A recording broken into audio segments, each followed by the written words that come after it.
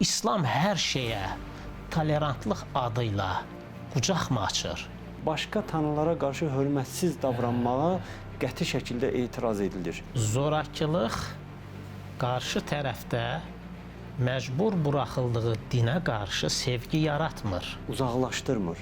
Əslində özününkiləşdirərək yaxınlaşdırır və qucaqlayır. İslamda biz və onlar yoxdur.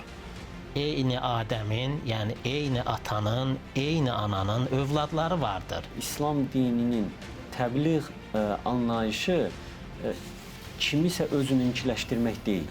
Tolerantlıq İslam dininin özündə qaya parçası qədər möhkəmdir, heç bir şək şübhə qəbul eləmir. İnsanları iman gətirməyə sən mi məcbur edəcəksən? Dində məcburiyyət yoxdur. Başqalarına dözmək və onu görməzdən gəlmək deyil, onunla birlikdə iş görmək deməkdir. İnanaraq, əmin olaraq seçilən dinin şəxsin həyatındakı ömrü də uzun olur.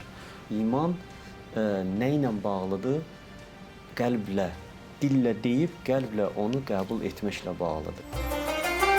İman proqramının növbəti buraxılışı 2 iyul saat 19:30-da APA TV-nin efirində.